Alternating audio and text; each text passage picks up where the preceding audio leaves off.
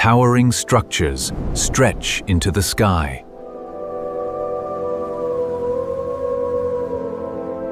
Strange lights never turn off.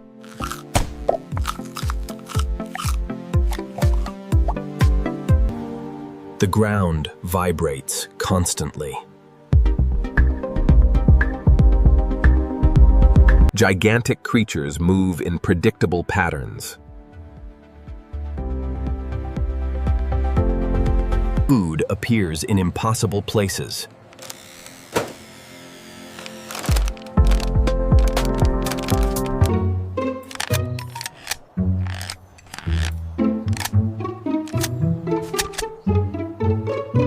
That's what a human city might look like to an animal.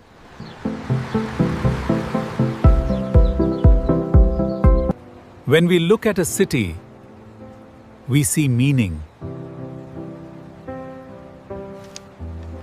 We see apartment buildings, restaurants, highways, offices, schools, and parks.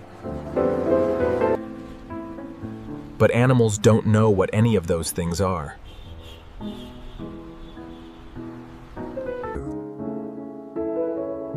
A pigeon has no concept of architecture.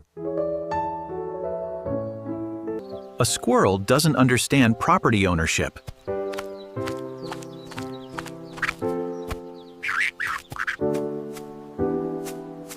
A raccoon has never heard of urban planning. So what exactly do animals think they're looking at?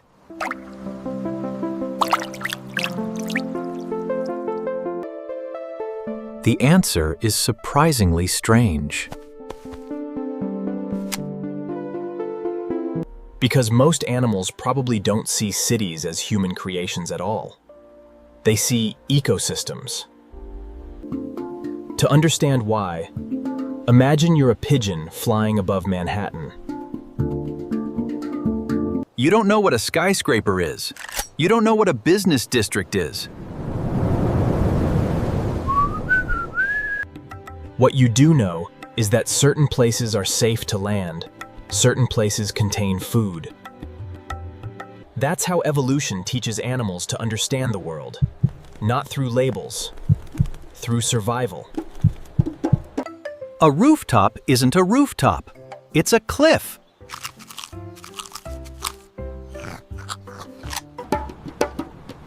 A sidewalk isn't infrastructure. It's open ground. A train station isn't transportation. It's a giant source of dropped food. From a pigeon's perspective, the city may look like an enormous artificial canyon filled with opportunities. Consider squirrels. To humans, cities are filled with roads. To a squirrel, they're giant obstacle courses. Trees have been replaced by poles. Branches have been replaced by power lines. Natural predators are fewer. Food is everywhere. Then there are raccoons.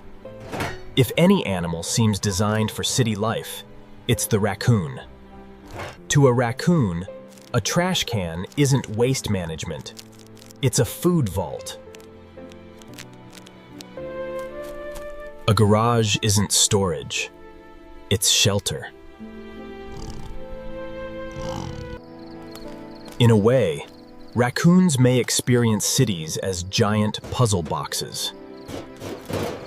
But perhaps the most fascinating urban animals are crows. A city crow doesn't simply live in the city. It studies it. Crows recognize faces, remember threats, share information. To a crow, a city may not be a place. It may be a network of relationships. Urban foxes tend to be bolder. Urban birds are often less fearful. For thousands of years, nature shaped animals. Now, human civilization is shaping them too. What happens if animals continue adapting to cities for thousands of generations? The animals thriving in cities today aren't random. They're the species most capable of learning. Humans often think cities separate us from nature. But cities are full of nature. Foxes roam neighborhoods. Entire ecosystems now exist within places humans consider artificial.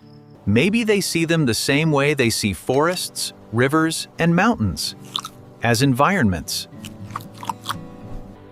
The city doesn't belong only to us. Every day, millions of animals navigate it. We're not the only species living in our cities. We're just the species that built them. Somewhere above you, a pigeon may be seeing something completely different.